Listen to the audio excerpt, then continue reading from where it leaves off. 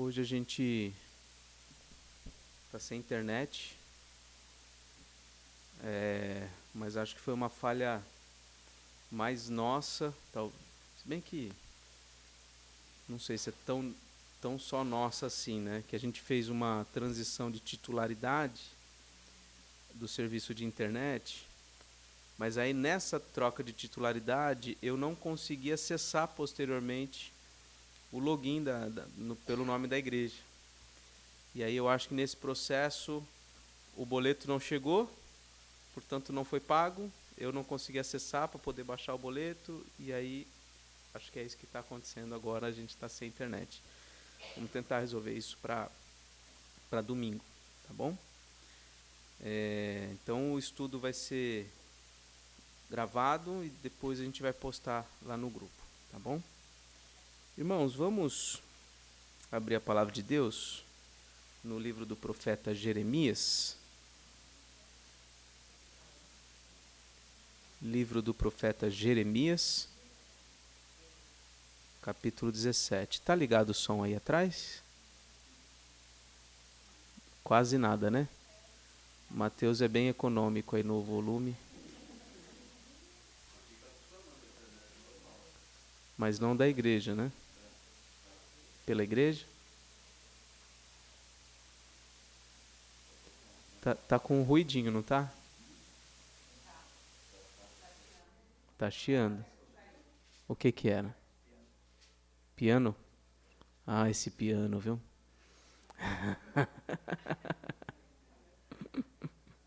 Aí que eu sempre tento arrumar um culpado, viu, Rafa? Não esquenta, não.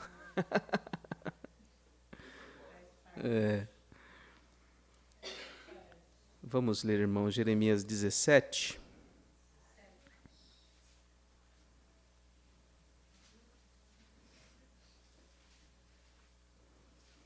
Jeremias 17, a partir do versículo 5.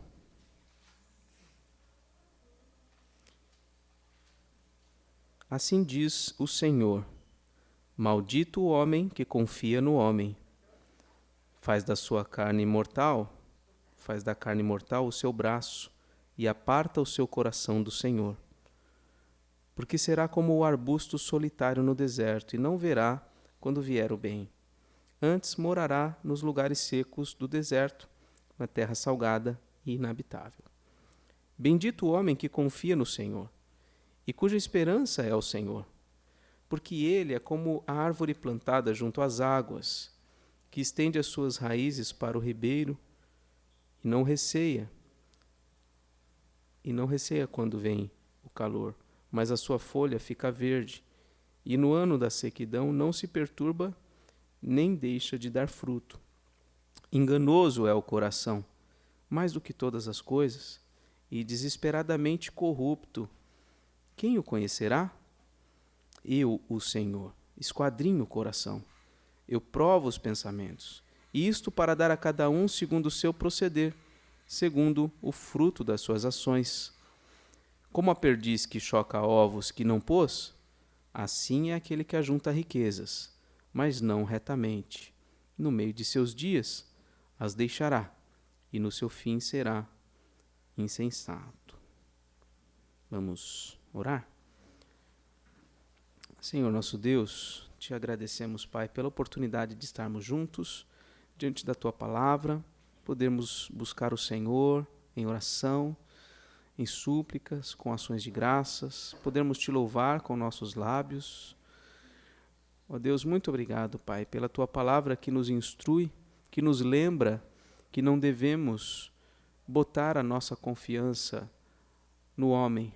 Não devemos, ó Deus, confiar na carne mortal, porque aquele que faz isso acaba atraindo para si desolação, sofrimento.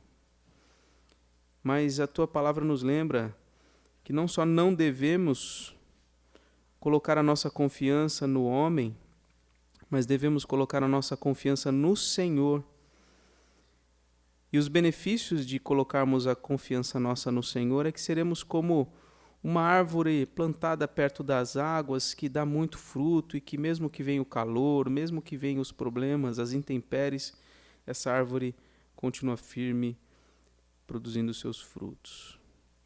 Nosso coração, Senhor, é enganoso. Por vezes nós nos iludimos com as coisas deste mundo, com as pessoas, com as ideias, com as ideologias.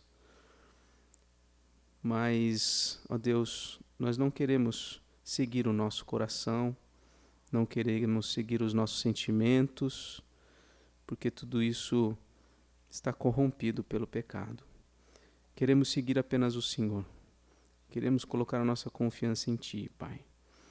Então, esquadrinha o nosso coração, vê se há em nós algum caminho mau e guia-nos pelo caminho eterno, Senhor.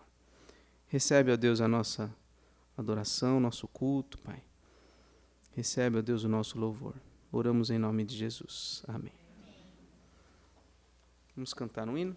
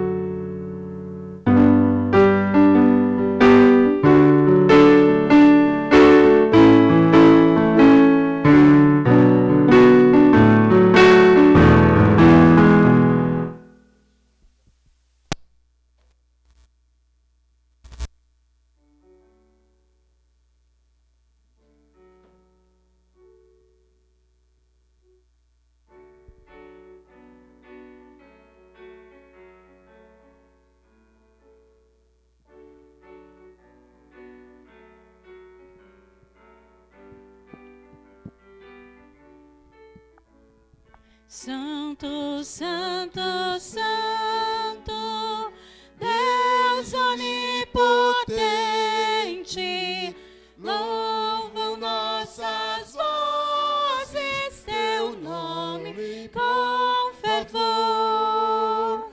Santo, Santo, Santo, justo e compassivo, és Deus triuno, excelso Criador. Santo, Santo, Santo, nós os pecadores não podemos ver tua glória sem temor. Tu somente és santo, só tu és perfeito, Deus soberano e imenso em teu amor. Santo, Santo, Santo, todos os remidos, juntos com os anjos, proclamam teu louvor.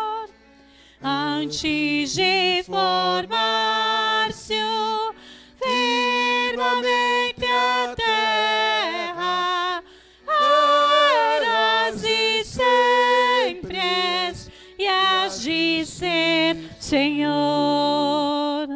Santo, Santo, Santo, Deus onipotente, tuas obras louvam teu nome com fervor. Santo, Santo, Santo, justo e compassivo, Deus soberano, excelso Criador.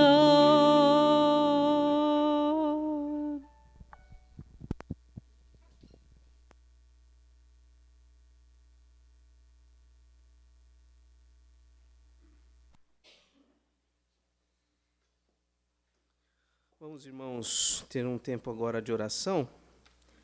Temos alguns pedidos já anotados. Dona Lu continua a pedir que oremos pelos seus filhos, Marina, Henrique, Edgar e Eric.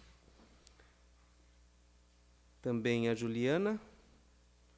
Juliana hoje está chateada, está triste. A professora dela machucou a coluna, a Renata. Vamos orar pela Renata, né? Hoje foi o dia do desafio nas escolas municipais. Lá na escola onde eu dou aula também teve. E aí a professora dela machucou a coluna e teve que ir para o hospital, levada pela ambulância, né? Então, vamos orar pela professora Renata. O Miro pede pelo João Pedro, ainda continua hospitalizado, né? Ele vai passar por uma avaliação agora à noite, talvez tenha que fazer cirurgia no intestino. Uhum. Tão novinho, né? Ele está inchado, pastor, também, eu fiquei sabendo, né? Está um pouco inchado. Vamos orar por ele. A Angélica pede pela netinha, está aguardando cirurgia. Vamos orar também pelo Felipe, que está com cachumba. Falei pro Felipe, rapaz, faz 20 anos que eu não ouço alguém com cachumba. Você conseguiu pegar uma cachumba, rapaz. Já tem vacina para cachumba? Eu tive cachumba na infância. Na época eu acho que não tinha vacina, não. Sarampo eu não tive, não. Você teve tudo, né, Senão? Rapaz, sarampo, varíola, febre amarela, também? Não, febre amarela não, né?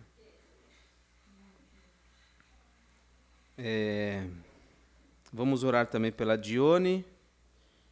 Pessoal, tá tendo bastante tosse, né? Numa gripe com muita tosse, aquela que eu tive. Eu acho que é a que a Dione está tendo agora também. Alguém mais gostaria de compartilhar algum motivo?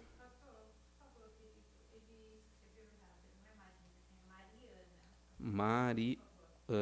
Desculpa, dona Lu. E está com a gente hoje pela primeira vez o Eric e o Kleber. Sejam bem-vindos. São aqui da cidade mesmo? É daqui? Tá certo. Muito bom ter vocês aqui. Deus abençoe. Mais alguém gostaria de compartilhar algum motivo de oração?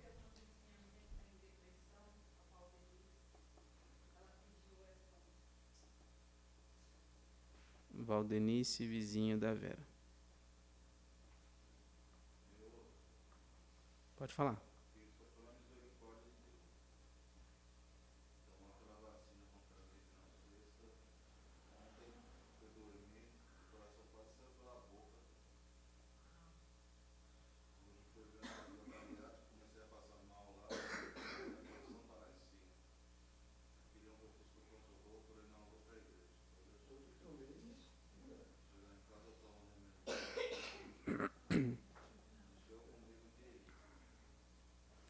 Ok, vamos orar pelo Cláudio.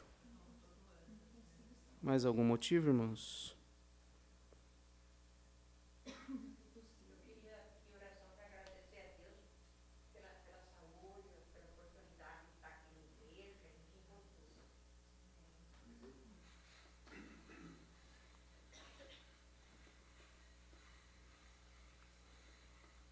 Vamos ver se hoje a gente consegue ter alguma aula, a primeira aula do curso, né? Que semana passada eu quase não consegui falar, estava muito mal, mas se Deus quiser hoje vai dar certo. Vamos então orar, meus irmãos. Senhor nosso Deus, queremos buscar Tua presença, colocar diante do Senhor esses pedidos, Pai. Cada um deles o Senhor já conhece, já sabe, e mesmo assim queremos mencioná-los diante do Senhor, interceder por eles, para que o Senhor intervenha segundo a Tua vontade, Pai. Abençoa, Deus, a vida da Dona Lu e preocupação que ela tem tido com os seus filhos, a Mariana, o Henrique, o Edgar, o Eric, cuida de cada um deles. Conduz eles, ó Deus, a te conhecerem, Pai. Senhor, também queremos interceder pela Renata, professora da Juliana, que hoje sofreu um acidente. Cuida dela para que logo ela se recupere, Senhor. E se ela não entregou seu caminho ao Senhor, que seja uma oportunidade para ela ouvir da tua palavra e se render ao teu amor. Também queremos pedir pela vida do João Pedro, pequeno João Pedro, que o Senhor tenha misericórdia dele, Pai, e ele possa receber o tratamento necessário e possa ter sua vida, ó Deus, caminhando bem, sua saúde. Cuida do João Pedro, Senhor. Também, ó Deus, pedimos pela netinha da Angélica, que aguarda a cirurgia. Cuida dela, dos familiares que se preocupam. A própria Angélica, com as dores que ela vem sentindo, cuida dela, Pai. O Felipe, com a cachumba, que corra bem o tratamento. A Dione, ó Deus, que precisa também de um tratamento para melhorar da gripe. Pedimos pela vida da Valdenice, num estágio, ó Deus, de depressão. Ministra a tua graça, Senhor, àquele coração, Pai. Somente a tua graça, somente a tua palavra pode levantar de verdade, ó Deus, quem está em depressão, Senhor. Cuida do Cláudio, tem misericórdia dele, da sua saúde. E como a Sueli, ó Deus, nós também agradecemos, Pai, por tudo. Agradecemos pela vida, pela salvação em Cristo Jesus. Te agradecemos, ó Deus, pela oportunidade aqui de estarmos juntos, pela turma do curso Novos Membros que o Senhor tem formado. Queremos te agradecer, Pai. Que, embora, ó Deus, a maior parte dos nossos pedidos sejam por saúde e coisas assim, mas que haja no nosso coração sempre, ó Deus, o entendimento claro de que melhor do que ter saúde, melhor do que ter prosperidade, melhor do que qualquer coisa que possamos desfrutar nesse mundo, é termos o Senhor na nossa vida. É termos a tua graça, o conhecimento de ti, pela instrumentalidade do teu Espírito atuando em nosso coração. Não há nada que pague isso. Não há nada melhor do que isso. Te agradecemos pelas tuas promessas. Te agradecemos, ó Deus, pela tua presença conosco. Te agradecemos pela tua palavra. E agora rogamos que o estudo que será feito seja, ó Deus, para a edificação nossa e para a glória do teu nome. Oramos em nome de Jesus. Amém. Nós vamos agora para o pessoal da minha turma, nós vamos para a sala aqui ao lado e os irmãos continuam aí com o estudo de Amós, certo? Tá gravando? Então tá bom.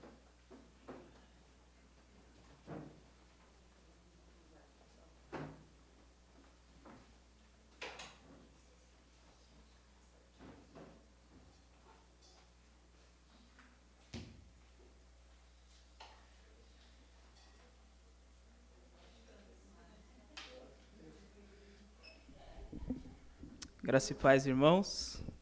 Boa noite a todos. Vamos continuar aí nossos estudos no livro do profeta Amós. Então, abra aí na sua Bíblia, o livro de Amós. Amós é o terceiro dos profetas menores.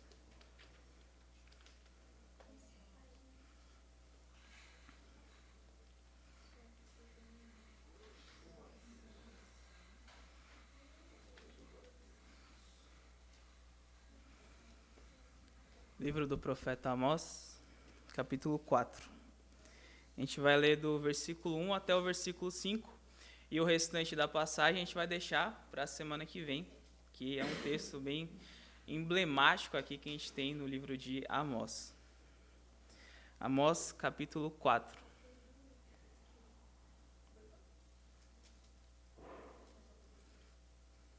Os irmãos aí que tiverem dificuldade, achem Daniel.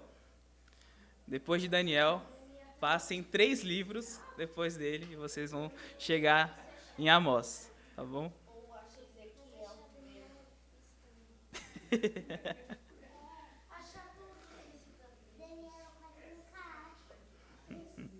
Quer uma ajuda?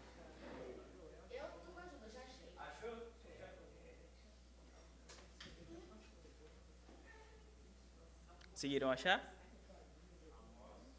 Capítulo 4.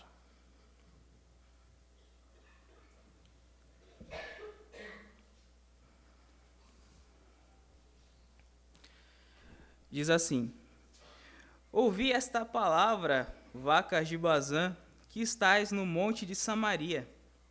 Oprimis os pobres, esmagais os necessitados, e dizeis a vosso marido: dá cá e bebamos.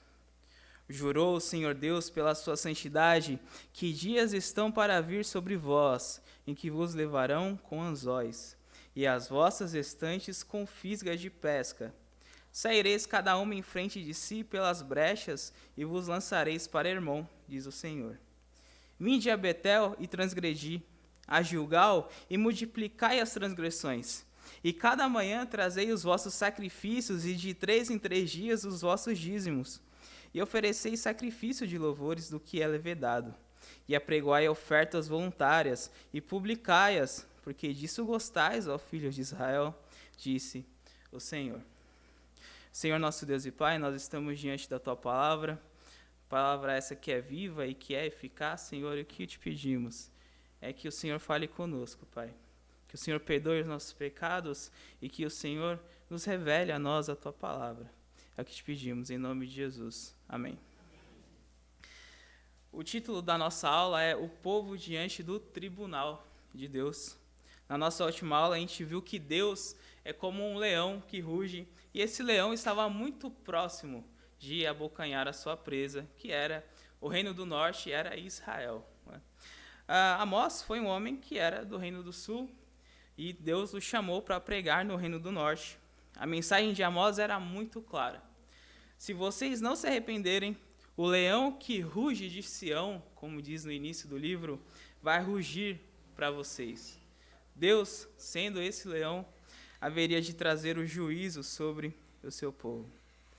Vimos no capítulo passado que Israel tinha uma série de benefícios diante de Deus, como tendo sido o povo escolhido por Deus, o povo que Deus fez a sua aliança, o povo que deveria ter um relacionamento próximo com Deus. E ainda assim, mesmo eles tendo todos esses benefícios, eles ainda eram um povo que se afastaram do Senhor de Deus. E vimos isso na figura do julgamento de Deus. Vimos que Deus convocou 2 nações pagãs para serem as suas testemunhas contra o seu próprio povo. Deus chamou os egípcios e os filisteus para serem as suas testemunhas contra o seu povo. E esses 2 povos deveriam olhar para o povo de Deus, ver os pecados deles e verem que o juízo de Deus sobre o seu próprio povo era um juízo santo, que Deus tinha razão em punir o seu próprio povo. Esse foi o objetivo de Deus em fazer isso. Deus, dessa forma, faz questão de demonstrar que o seu povo havia se tornado pior do que os ímpios e do que os pagãos. E aqui no capítulo 4, depois de Deus convocar os pagãos para que eles vissem o castigo que Deus aplicaria sobre o seu próprio povo, Deus, por meio do profeta Amós, faz um apelo dramático para que o seu povo se arrependa dos seus pecados, para que eles se voltem a Deus, para que eles se convertam e evitem o castigo do Senhor. O capítulo 3 a gente pode dividir em 3 partes. Na primeira, que foi o que a gente leu, Deus faz um juramento que vai castigar o seu povo, versículos 1 a 5. É o que a gente vai ver hoje. Em seguida, Deus tenta abrir os olhos dos israelitas quanto à contradição que havia entre a adoração deles e a forma deles de viverem. E isso está do versículo 6 ao 11. E depois a gente tem o texto mais emblemático do livro de Amós e o texto mais lembrado desse livro, que está aí no versículo 12, versículo 13 onde Deus diz para que eles se preparem para se encontrarem com o Senhor, seu Deus.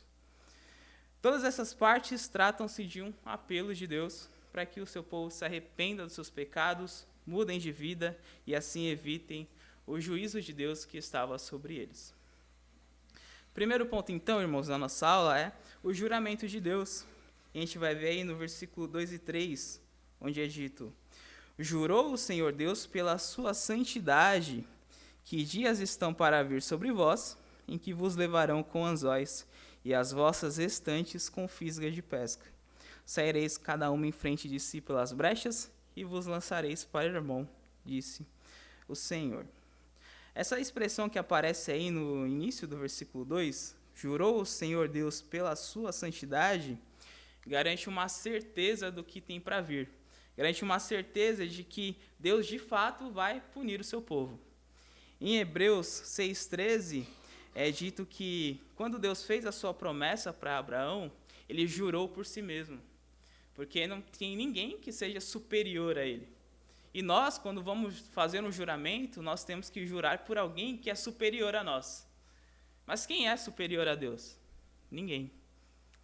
Por isso, ele jura pela sua santidade. É como se Deus dissesse: tão certo como eu sou santo, eu vou punir vocês.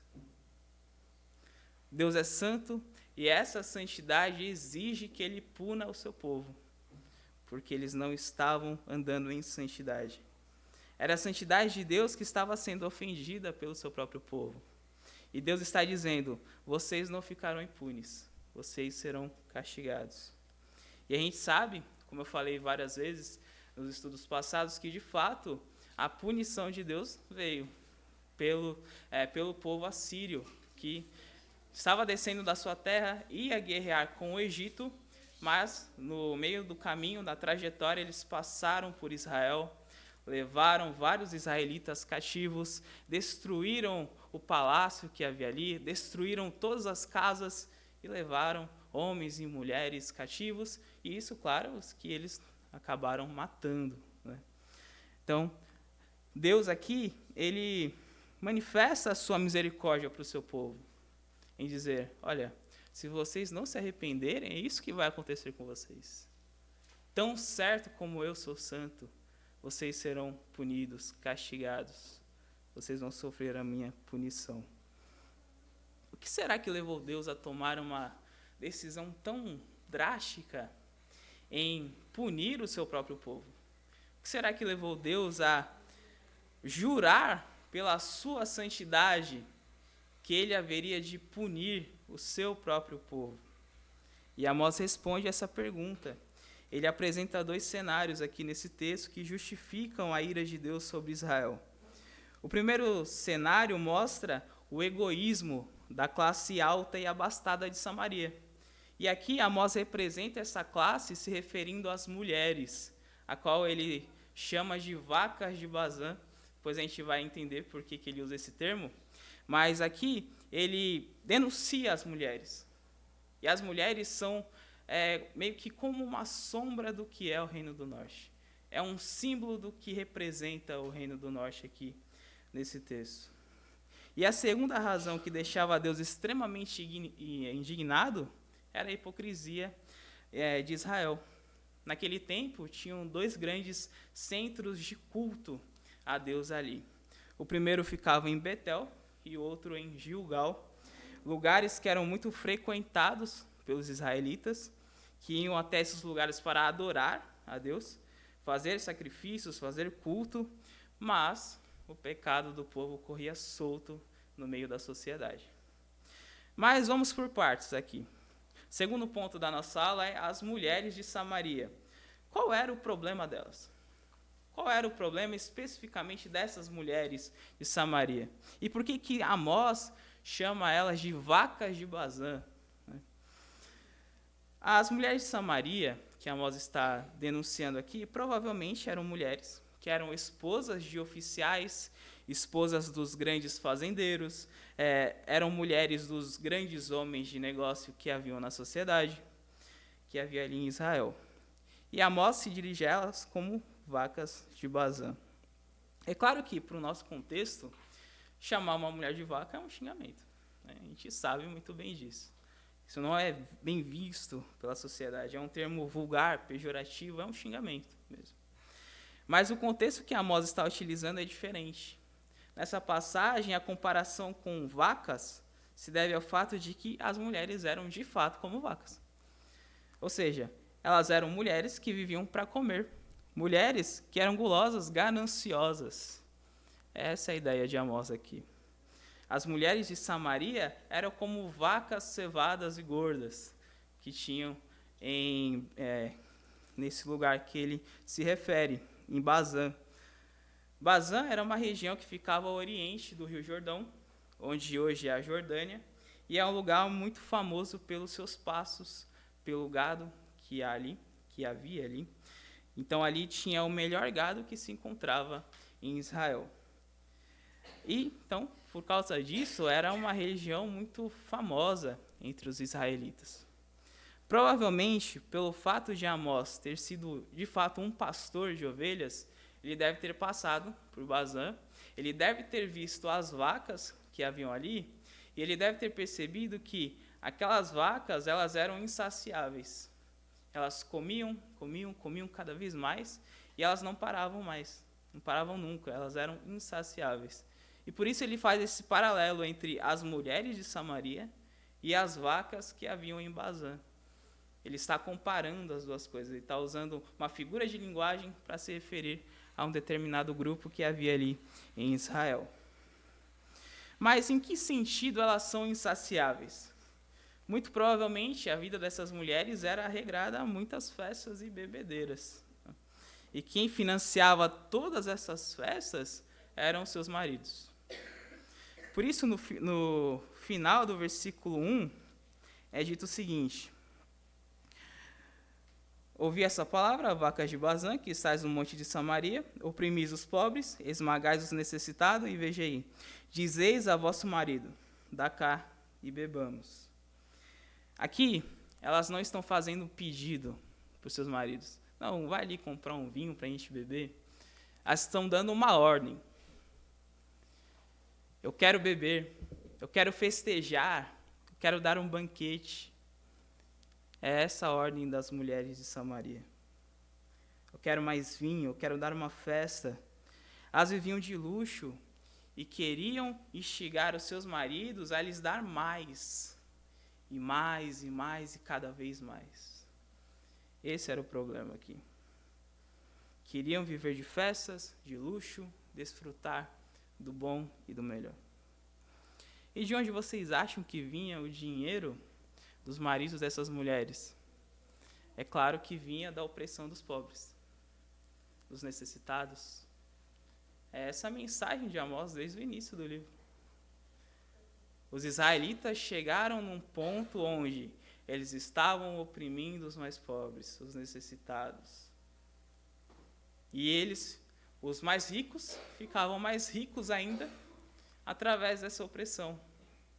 E as mulheres de Bazã nem se importavam de onde vinha o dinheiro. Elas oprimiam o pobre apenas querendo mais e mais e mais para elas. Apenas assim. Enquanto o pobre é cada vez mais oprimido. Claro, e é sempre bom salientar que a palavra de Deus não nos ensina que é errado você ter riquezas, você ter luxos. Não é errado isso. O que é errado é você colocar o seu coração nisso. Isso é o errado. Você fazer com que isso seja uma forma de idolatria, que isso se torne o seu Deus no seu coração. Isso é errado, de fato. E era isso que acontecia no Reino do Norte. Era isso que acontecia em Israel. Eles queriam cada vez mais, cada vez mais. E enquanto eles queriam mais, eles oprimiam a classe mais baixa, os pobres, os trabalhadores, etc.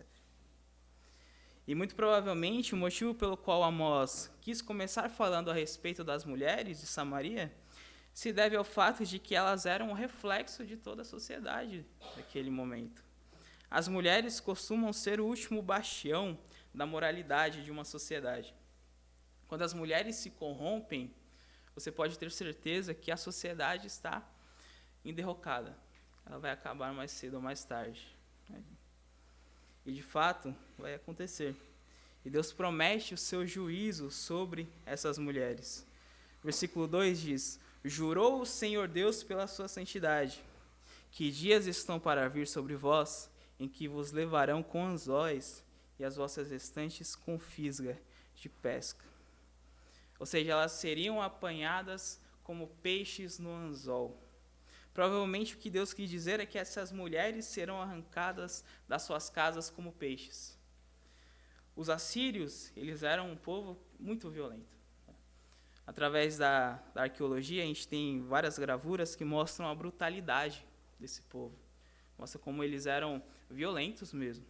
E uma das coisas que eles faziam com os cativos era colocar uma argola no nariz de cada um deles. E nessa argola eles passavam um fio ali por dentro dessa argola. E assim eles faziam sucessivamente. Eles colocavam os cativos em fila e iam passando o fio por dentro de cada uma dessas argolas do nariz dessas pessoas. Então, é igual uma pesca. O pescador enfileira vários peixes ali numa linha de anzol. É essa a referência que Deus está fazendo aqui, que é o que vai acontecer com essas mulheres de Samaria. É como se Deus dissesse: vocês, mulheres, serão como um peixe no anzol, enfileiradas por um fio que passa por dentro dos seus narizes. No versículo 3, ele traz aí a figura de uma boiada, né? Saireis cada uma em frente de si pelas brechas e vos lançarei para Hermon. Aqui é uma referência a uma boiada, ou seja, é um curral onde tem vários bois ou várias vacas, nesse caso. E o que Amós está dizendo é que o inimigo vai destruir todos os muros em volta de vocês, vai destruir todo o curral e vocês sairão como uma boiada, correndo ali, sem rumo, sem saber para onde ir. Vocês vão se espalhar aí. E Hermon, que ele fala aí, é um lugar da Síria, onde muito provavelmente é o lugar onde eles ficaram cativos ali, né? E também havia um outro motivo pelo qual Deus estava indignado com o seu povo e o fez jurar pela sua santidade, que era o culto hipócrita de Israel. Tá? E esse é o nosso próximo ponto, que é o culto do Reino do Norte. Naquela época, haviam 3 templos, sendo 2 que eram mais frequentados pelos israelitas. Um ficava em Betel e outro ficava em Gilgal. Eles todos foram construídos pelo rei Jeroboão. Quando ele construiu esses 2 templos, ele mandou também que fizesse 2 bezerros de ouro. Um bezerro ficou em Betel e outro ficou em Dan. E isso a gente pode ver lá em 1 Reis 12, versículos 28 e 29. Em 1 Reis 12, 28, o rei Jeroboão, após ter mandado construir 2 bezerros de ouro para ficar nos templos de Israel, ele diz ao povo o seguinte, que esses bezerros são os deuses que tiraram o povo de Deus do Egito. Então aqui uma clara referência ao bezerro de ouro que foi construído por Israel quando Moisés subiu o monte para receber a lei do Senhor. E não só isso, mas ele também pegou vários sacerdotes e quis imitar o culto que acontecia ali, que era celebrado em Jerusalém. Então, quando Amós começa a se referir a esses templos, ele não chama o povo para adorar a Deus. Ele chama o povo para pecar. Veja aí comigo, versículo 4. Vinde a Betel e transgredi, a Gilgal e multiplicai as transgressões. Ou seja, venham a Betel e pequem. Venham a Gilgal e multipliquem os seus pecados. E ele também começa a denunciar a hipocrisia daquele povo. Ele vai dizer no mesmo versículo que eles trazem os sacrifícios deles toda manhã, e isso é algo que é muito além da lei de Moisés, pedia. E eles traziam muitas coisas para serem sacrificadas, mas elas eram sacrificadas diante do bezerro de ouro. Então, é um culto ali extremamente complicado que o povo de Deus tinha. No restante do versículo 4 é dito que eles levavam seus dízimos de 3 em 3 dias. Né? É dito aí: trazei os vossos sacrifícios e de 3 em 3 dias os vossos dízimos. E isso é muito mais do que a lei de Deus mandava que acontecesse. A lei de Deus mandava que o dízimo deveria ser trazido ao templo ou anualmente ou a cada 3 anos. E eles faziam isso de 3 em 3 dias. Também era a riqueza que eles tinham, né? Mas também eles queriam fazer mais do que a lei mandava, mas o que adianta? Se o coração deles estava totalmente longe de Deus, não adiantava de nada. Então eles tinham uma adoração que era hipócrita, isso sem falar do culto deles também, que tinha vários pontos que eram errados de acordo com a palavra de Deus. Primeiramente, por exemplo, os sacrifícios que eles faziam a Deus eram feitos por intermédio da imagem do bezerro de ouro. Então, quando eles faziam isso, eles quebravam os 3 mandamentos iniciais. Quais são?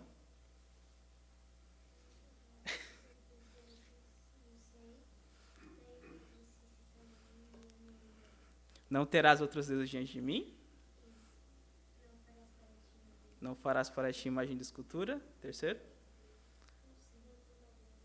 Não tomarás o nome do Senhor teu Deus em vão. Muito bem. Então, quando eles faziam isso, eles quebravam os 3 mandamentos iniciais dos 10 mandamentos. Outro erro que havia no culto deles estava no fato de que os sacrifícios eram oferecidos por sacerdotes que não pertenciam à linhagem de Levi. Coisa que a lei de Deus é muito clara em dizer que deve ser feito dessa forma. E outro erro que eles cometiam está aí no versículo 5, que diz: ofereceis sacrifícios de louvores do que é levedado. Levedado tem a ver com fermento, ou seja, eles fermentavam o pão quando ofereciam em sacrifício. E o fermento não podia fazer parte das ofertas do povo de Deus. Não podia fazer parte. A lei de Deus é muito clara nisso, e eles, mesmo assim, queimavam o pão levedado no templo ali do Senhor. Então, eles tinham um culto que, embora eles dessem muitos dos seus dízimos e ofertas, ainda assim era um culto hipócrita, um culto totalmente errado, um culto que não estava de acordo com a lei de Deus. E Deus é muito claro e enfático em dizer que, pela sua santidade, Ele vai castigar o seu próprio povo. Tem mais ainda, né? Tem mais ainda. No final do versículo 5 é dito: apregoai ofertas voluntárias e publicai-as. Ou seja, o que eles faziam? Eles pegavam as ofertas deles e tornavam elas públicas. É como se eles dessem o dízimo deles e eles saíssem por aí falando: olha quanto que eu dei de dízimo, olha quanto que eu dei de oferta no templo do Senhor. E Deus termina esse versículo em tom sarcástico aqui, dizendo: é disso que gostais, ó filhos de Israel, disse o Senhor Deus. Ou seja, é como se Deus dissesse: é disso que vocês gostam, não é, filhos de Israel? É disso que vocês gostam. E a última coisa que tornava o culto dos israelitas uma transgressão diante de Deus é que aquele culto não tinha espaço para arrependimento. Em toda essa leitura aqui que a gente fez, não tem uma referência à prática de sacrifícios como propiciação pelo pecado. O sacrifício que aparece aqui muito provavelmente se refere a alimentos, porque imediatamente ele já emenda com ofertas do que é levedado e etc. Né? Então, provavelmente ele está se referindo a alimentos. Mas oferta como as propiciações de animais, como forma de arrependimento do povo, isso não é mencionado em nenhum lugar aqui. Então, provavelmente, isso nem tinha espaço no culto deles. O sacrifício de animais como propiciação pelo pecado era extremamente importante no Antigo Testamento, porque isso envolvia o arrependimento dos israelitas, do povo de Deus. Ao invés de ser um culto de quebrantamento, de arrependimento, um culto de pedido de perdão a Deus, na verdade era um culto de exaltação, um culto que celebrava a prosperidade, as coisas que Deus tinha dado a eles. mas sem arrependimento, sem mudança de vida, nada disso. Por isso Amós diz no versículo 4, venham a Betel, pequem. Venham a Gilgal e pequem mais ainda. Multipliquem os seus pecados. Em outras palavras, ele está dizendo, o culto de vocês é um culto cheio de pecado. Quando vocês dizem prestar culto a Deus, vocês estão pecando contra Deus. Não estão adorando. Por isso, Deus jurou pela sua santidade, que haveria de castigar o seu próprio povo. Primeiramente, por causa da maneira de viver dos israelitas, aqui sendo representados pelas mulheres de Samaria, pessoas egoístas, pessoas voltadas para o seu próprio ego, e que não se importavam se os seus prazeres envolviam pisar nos mais pobres. E também, segundo, Deus jurou que iria castigar o seu povo por conta do culto hipócrita que eles prestavam, culto falso, idólatra, cheio de elementos que a lei de Deus proibia. E Deus jura pela sua santidade que traria o seu castigo sobre o seu povo. Para concluir, irmãos, primeira coisa que eu quero trazer aqui, eu acho que o texto ele abre margem para que isso seja dito. A esposa, ela pode levar o marido a práticas pecaminosas. Ela pode fazer isso. Práticas pecaminosas e desonestas quando ela exige um estilo de vida que é acima do possível pelo casal. As mulheres de Samaria eram extremamente complicadas e exigiam um estilo de vida que possuía um padrão muito elevado para elas e para os seus maridos. Elas queriam festejar todos os dias, queriam beber todos os dias, queriam fazer banquetes todos os dias. Era essa a vida delas. E para que os seus maridos pudessem dar a elas essa vida que elas queriam, o que tinha que ser feito? Eles tinham que pressionar os pobres e os necessitados para arrecadar dinheiro, para sustentar a vida de luxo que as mulheres deles queriam. O que a Bíblia diz sobre as mulheres? Veja aí em Provérbios 14, versículo 1.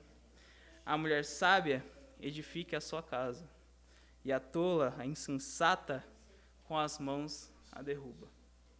Sem sombra de dúvidas, as mulheres de Samaria eram extremamente insensatas. Mas as mulheres cristãs devem ser santas com relação a isso. Não querer uma vida que sabe que está muito além daquela que o seu marido pode dar, que o casal pode obter. E isso também dita o sucesso do casamento, juntamente com a vida espiritual dela, do marido e dos filhos também. Então, certamente as demandas de uma mulher descontente, irmãs, são como a goteira no dia de chuva. Segunda lição que a gente pode aprender nesse trecho que a gente lê é que nós não podemos adorar a Deus do jeito que a gente quer, do jeito que a gente imagina, do jeito que a gente acha que deve ser. No meio cristão, no meio evangélico em geral, as pessoas têm a ideia de que o Espírito de Deus traz novas maneiras de adorar a Deus. E aí começa, né? O pessoal começa a fazer dança no culto, show de stand-up no culto, né? Começa a dançar no culto, e acham que Deus se alegra disso. Como se o Espírito de Deus trouxesse novas maneiras de adorar a Deus. O reverendo Augusto Nicodemos, quando ele comenta isso, ele até fala que tem cultos onde o pastor sobe num pau de sebo para entretenimento do público e ele acha que está adorando a Deus fazendo isso. Qual que é o culto que agrada a Deus, irmãos? O culto que agrada a Deus não pode ser um show, não pode ser uma apresentação, não pode ser um culto antropocêntrico, ou seja, voltado para o homem. Não. O culto que agrada a Deus é um culto teocêntrico, ou seja, voltado para a pessoa de Deus. Um culto voltado para a pessoa do Deus triuno, dirigido pelo Pai, pelo Filho e pelo poder do Espírito Santo. E quais são os elementos que devem ter no culto? No culto deve ter cânticos, leitura da palavra, recolhimento de dízimos e ofertas, e pregação, e oração. E oração. Qualquer coisa que foge disso já é abominação. já é errado aos olhos da palavra de Deus. E é totalmente errado. Então, nos atentamos a isso, irmãos. Tem gente que olha para outras igrejas e pensa, poxa, na minha igreja eu podia fazer isso, né? A gente podia dançar no culto, ter um grupo de dança. A gente podia tentar fazer um show aqui para chamar mais jovens para a igreja. Mas não é isso que a palavra de Deus nos ensina.